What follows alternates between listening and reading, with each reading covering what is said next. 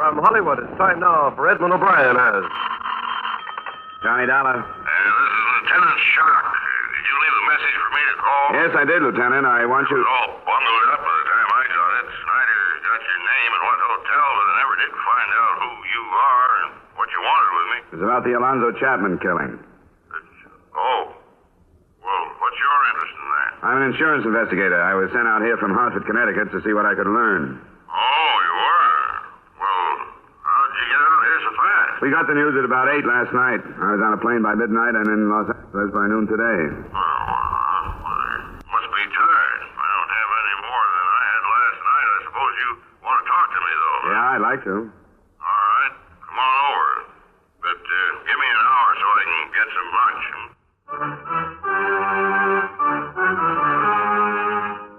Edmund O'Brien in a transcribed adventure of the man with the action-packed expense account, America's fabulous freelance insurance investigator.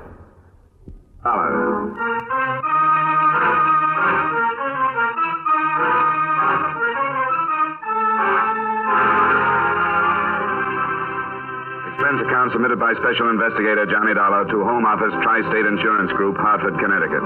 The following is an accounting of expenditures during my investigation of the Alonzo Chapman matter. Expense account item 1, $208.50, airfare and incidentals between Hartford, Connecticut and Los Angeles, California. After a delay of about an hour or so, I was able to make an appointment with Lieutenant Jim Schock, the detective in charge of the case. I met him at about 2:15 and he brought me up to date. Chapman was registered at the Quincy Hotel. He met this girl in the hotel bar at about 7 last night. They left together about, they got it at 7:45. Turned in the alley to get to the parking lot where a car was parked, and that's where he was shot, in the alley. Was it robbery? No, he was well heeled, too, over $300. Had in his coat pocket. What about this girl? We didn't hear about her. We did. Norma Sale. Picked up on a shoplifting charge last year. But she got a job and stayed out of trouble since. Pretty little thing. Born in Nebraska. She says she met an actor in a road company back there. He told her he'd introduce her to some important people in Hollywood, and maybe she could... Well, you know how it goes. Yeah, but I wonder if Chapman's wife is going to. She's on her way out here. How long had this girl known him? Well, she says she just met him last night. I think that's what she said. She was transferred to county jail this morning at 11:30 in material witness. I suppose you want to talk to her. Yeah, I'd like to. And so would I. Might as well go on over.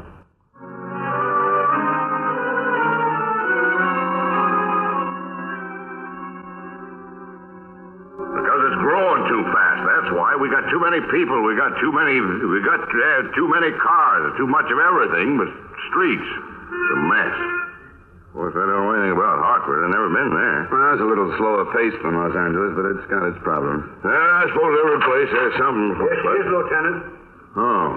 We just called Cassidy when they want to send her back to herself. Yeah, all right. I'll do that. Thanks. Oh, come along in, Norma. This man is Mr. Dollar. He's an insurance investigator from back east. How do you do, Miss Ann? Hello. You can just sit down. How you feeling today?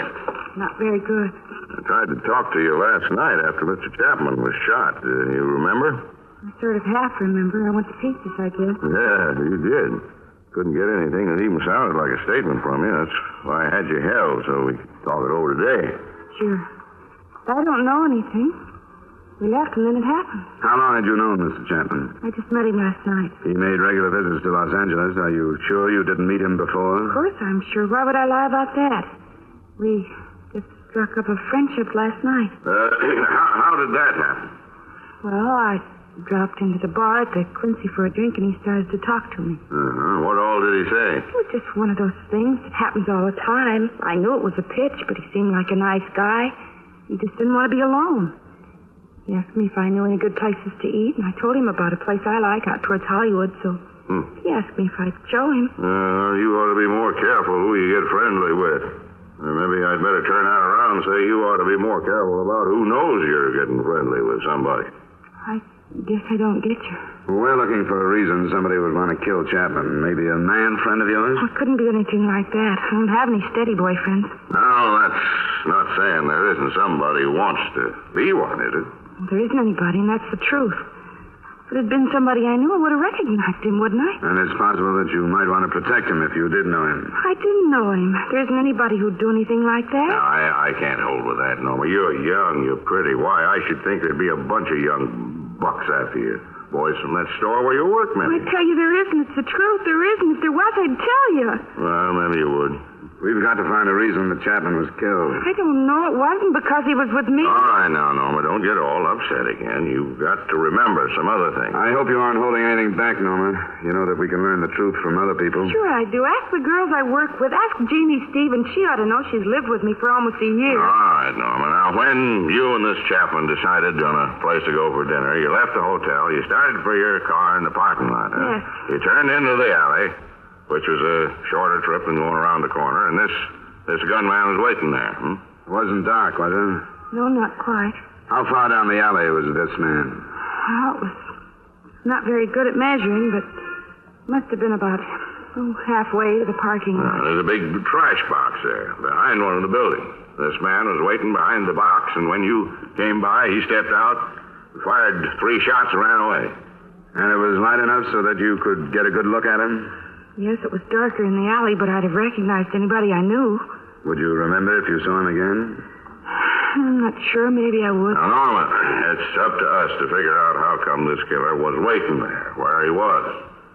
It beats me how he knew Chapman was going to pass by that box. I don't know. You can see how odd it looks, Norma. If he didn't know Chapman was coming that way, he must have known that you were. I don't know how it happened. I'm telling the truth. Maybe somebody heard us talking in the bar. Heard enough to know you and Chapman would go through the alley? Maybe somebody could have. I don't remember exactly how it went, but I told him where my car was parked. Yes, I said just down the alley, I remember. And then did you leave? Oh, not right away. We had another drink. Well, that'd take about 10 or 15 minutes, I suppose. Well, how about $1? I don't think I have anything more. Thanks, Norma. All right. I'll get Cassidy to take you down. I'd like to send you home, Norma. Maybe tomorrow. You know how it goes. To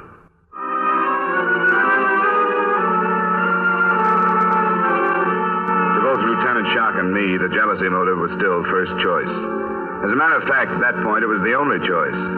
Nothing in Alonzo Chapman's room or among his effects gave a hint of a murder motive. The Cleveland police had been requested to send anything they had on him, and local men were at work checking his Los Angeles business associates and his movements.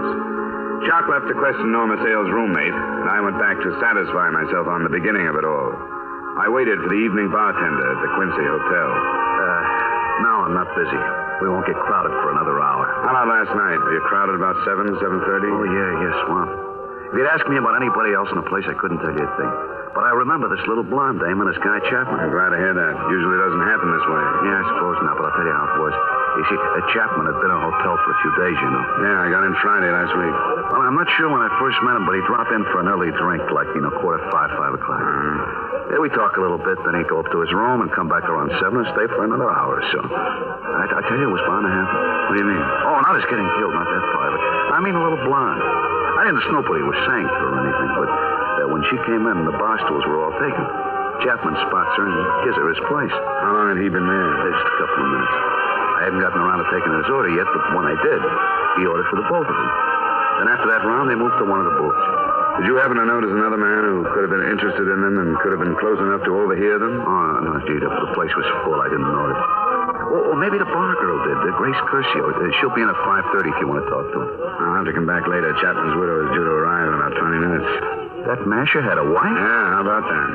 Oh, I'm no stuffed shirt, but if that guy acted this way in all the towns he hit, she's better off without him. Now, I'll ask Grace if you want. What's your hotel? The Larkin. If she does remember something about it, I'd appreciate a call. Sure. My name is Howard. Thanks a lot, Howard. See you later.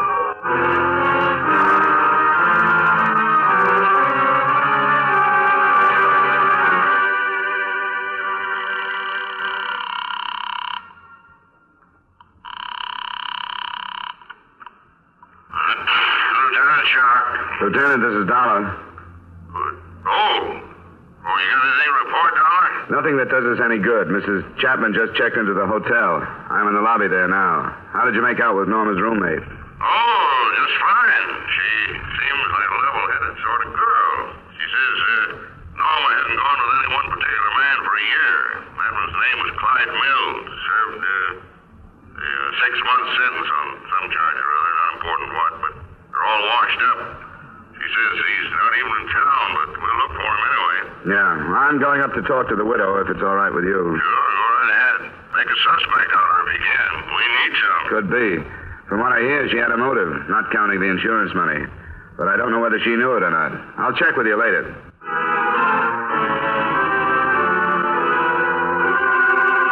Meeting Mrs. Chapman was quite a surprise to me. I naturally expected to find the widow approximately the same age as the dead man, something near 50.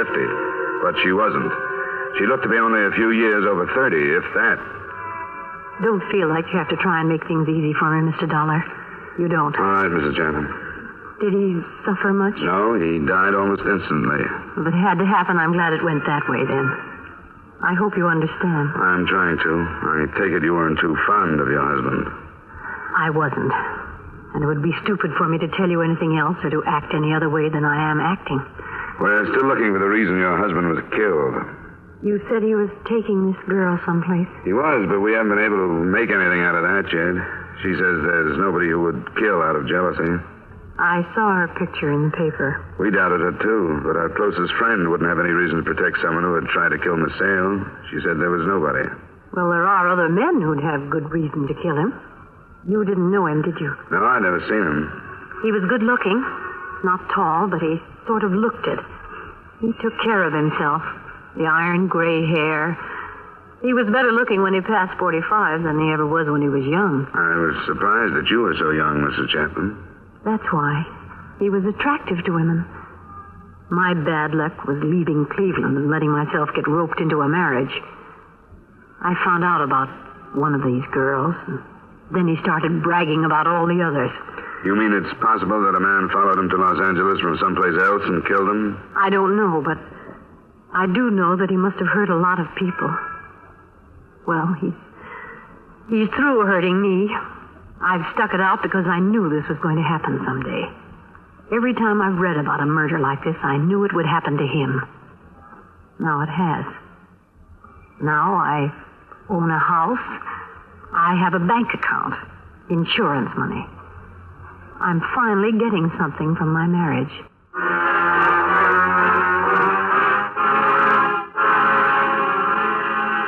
I tried to phone Lieutenant Shock a report on my meeting with the overly honest Mrs. Chapman, but he was out of his office getting the teletyped answer to the request he'd made for information from the Cleveland police.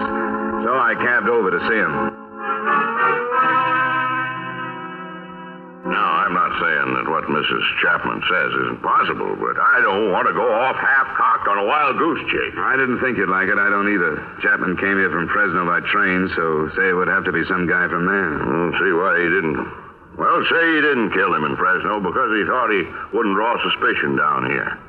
How did this guy locate him? Chapman didn't reserve a room at the Quincy. He usually stayed someplace else, so he'd have to be followed. It's no good, Dollar. Why, you couldn't expect an inexperienced man from Fresno to do a job of tailing like that through Union Station from there to the Quincy and all this traffic? It's possible, I suppose. You going to check it then?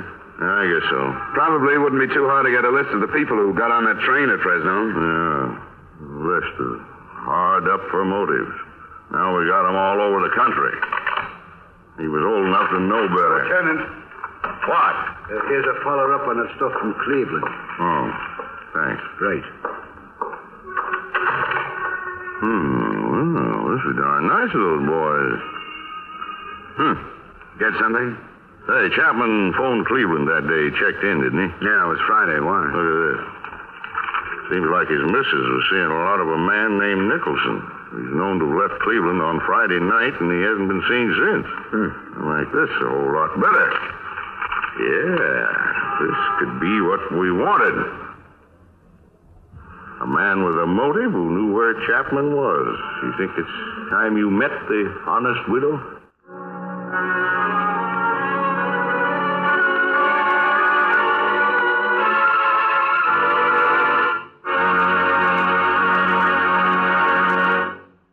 We will return you to the second act of yours truly, Johnny Dollar, in just a moment.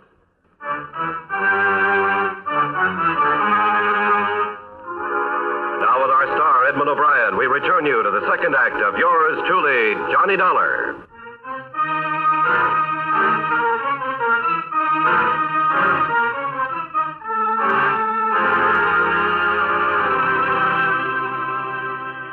Mrs. Chapman, this is Lieutenant Shock investigating your husband's murder. How do you do? Glad to meet you, Miss Chapman. Well, I'm sorry about the circumstances. It's not very pleasant. Mrs. Chapman, we never did get around to talking about your friend, Carl Nicholson, did we? What do you mean? Well, you told me about some of the improvements your husband's death was going to bring you, but you didn't mention Carl Nicholson. Please. I know I sounded hard when I talked to you. I shouldn't have said some of the things. I thought you were being honest. I was. Too honest, I'm afraid. I don't think so. Mrs. Chapman, I've been in touch with the police back in your hometown. They found out somehow about this Carl Nicholson. First, they said you'd been seeing quite a lot of him, especially when your husband was out of town. Is that right? Yes, it's true. Yeah. What were your feelings toward Nicholson at that time? That is, prior to your husband's death. I'm fond of Carl. I never made any secret of that. He's my age. We have a lot of things in common. You know where he is? Why, in Cleveland. Oh, now that's funny. The police told me he was out of town. I don't know what this means. I don't understand. You didn't know he left town? No, I didn't. Now, if you were fond of each other and you had all these things in common, it seems to me you deserve to be told if he was just going to up and leave town. When did you see him last, Mrs. Chapman? It was last week. Friday, by any chance? No. It was before then. It was Wednesday or Thursday. Why are you asking me these things? The police back there went on to tell me that this Nicholson left town on Friday. The Cleveland police? Why should they even care about Carl? Because I told them that on Friday your husband had telephoned you from the hotel where he was staying here in Los Angeles. Isn't that right? Yes, but I don't know what you mean. Didn't you see Nicholson on Friday after you talked to your husband? No. Do you mean that you think I told him where Al was staying and that he came out here? Now, Mrs. Chapman, we didn't say we thought anything, but it's our job to solve this murder. We aren't saying we think you and him planned the whole thing and that he hopped out of here the first thing after he learned where your husband was staying. But there are a lot of things that aren't clear in our minds. The theory you gave me about all these wronged men around the country didn't hold up too well, Mrs. Chapman. It wasn't a theory. I just told you what I'd been thinking. You said you'd been waiting for it to happen. But the way we see it, the way your husband was killed, where he was killed, makes a jealous out-of-town man seem too far-fetched. But we're looking into it. Don't you worry about that. Do you have a reason to think that Carl has been in Los Angeles? We're covering the possibility that he might have been. Maybe you just mentioned the Quincy Hotel in passing, casually, so you hardly remember. No. I haven't seen Carl or talked to him since before Al called me. I didn't tell him. Why did he happen to leave town on Friday? I told you I don't know. I didn't know he'd left. Well, with all these things in common, what did you think when the news about your husband reached Cleveland? Didn't you wonder about why you hadn't talked to this Nicholson all those days? Yes, I did wonder. Now, why didn't you tell us all that without all this back and forth? Because it would have sounded so awful. Do you think you improved things by holding back? I don't know. Maybe I didn't. The last time I saw Carl was on Wednesday. We had a fight and he walked out. You can prove that's the last time you saw him? Prove? I haven't been thinking about anything like that. We fought over the same thing for almost a year. Carl wanted me to get a divorce, and I wouldn't. Because you were waiting for your husband to get killed. Did you ever tell Carl that? Yes. Did you tell him that during this fight on Wednesday? I think so. But you didn't talk to him after that? No. Could you have learned someplace else where your husband was staying? I don't know. I don't know who else Al called. Carl wouldn't kill him. I'm positive of that. Would you happen to have a photograph of Nicholson? Why? Some are on their way by radio photo and some others by airmail. But we might be able to save time if you have some. I have one. I want to erase something off the back. Now, don't you fret, Mrs. Chapman. We'll show it to a couple of people. If Carl is innocent like you think he is, this is the quickest way to prove that, too.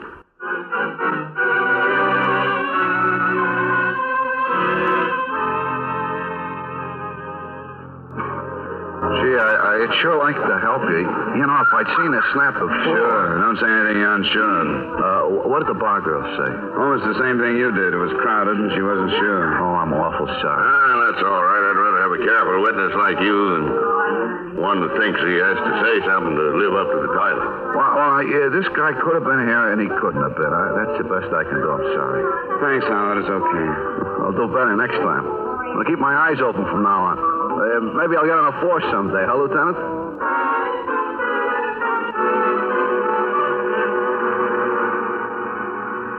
Well, you know how it goes. They say a boat is so expensive to keep up that before long you don't own it. It owns you.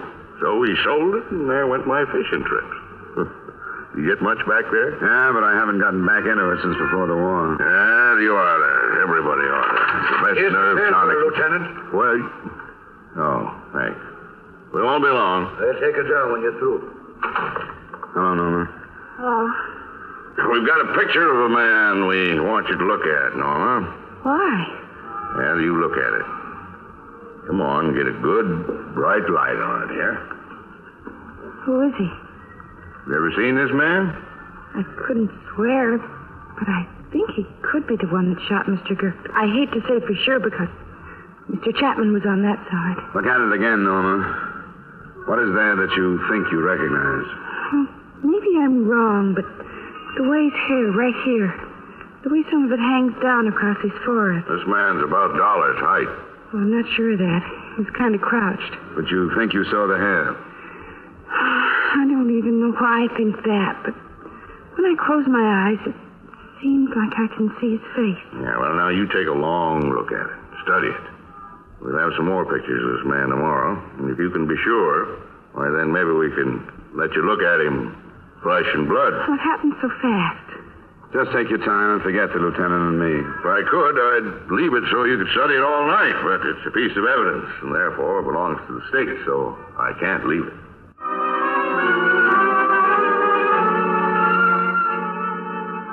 As it turned out, we didn't have to take that photograph or any other picture back to Norma Sales for identification. The first reason turned up that night. There was another message from the Cleveland police. The body of our chief suspect, Carl Nicholson, had been removed from the remains of his car. The crash had occurred within 200 miles of his home.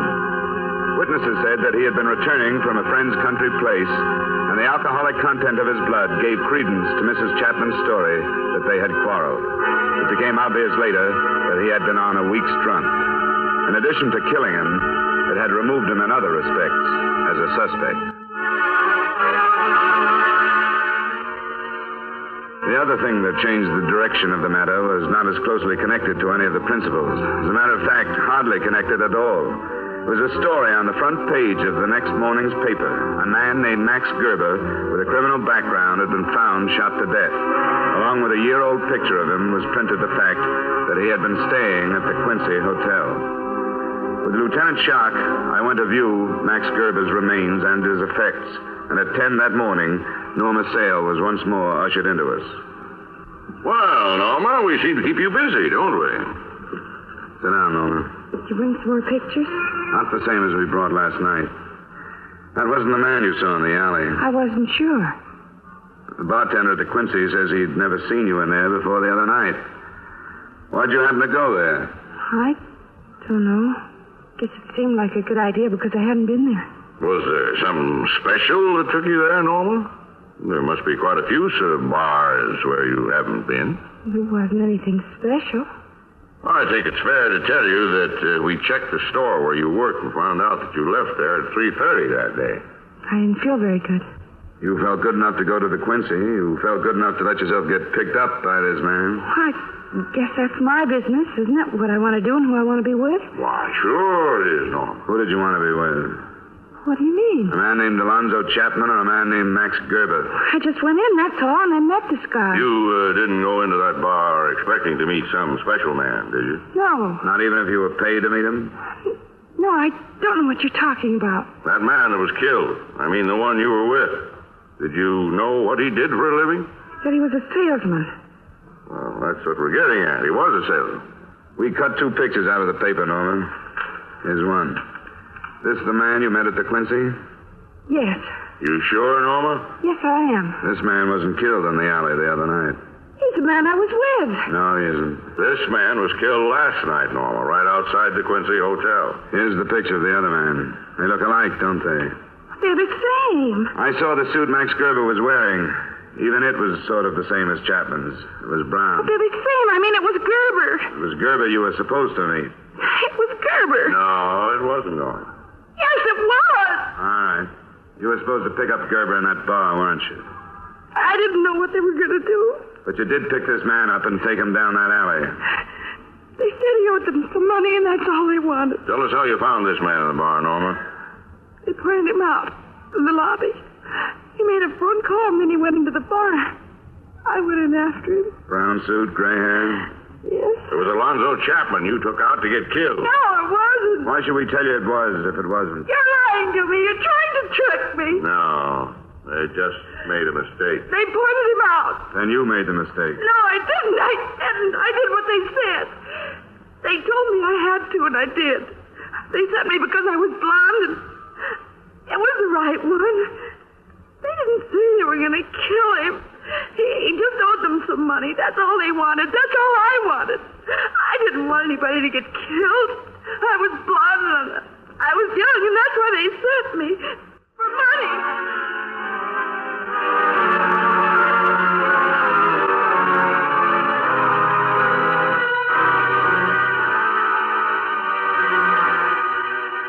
Expense account item 2, miscellaneous, while in Los Angeles, $255.08. Item 3, same as item 1, transportation back to Hartford. Expense account total, $672.08. Remarks? The second murder, Max Gerber's, was a gangland rubout, planned with the aid of a young blonde as bait. The first murder was only a mistake. The apparent moral is that companies shouldn't hire salesmen. Women shouldn't marry them. Young blondes should stay away from them, but confidentially, some of my best friends are insurance salesmen. Yours truly, Johnny Dollar.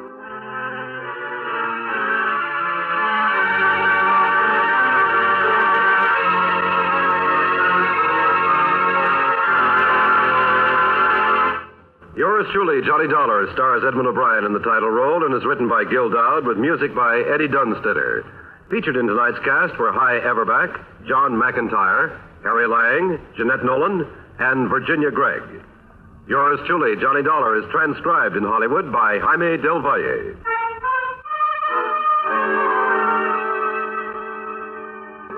This is Dick Cutting inviting you to join us next week at 9:30 Eastern Daylight Saving Time when Edmund O'Brien returns as yours truly, Johnny Dollar.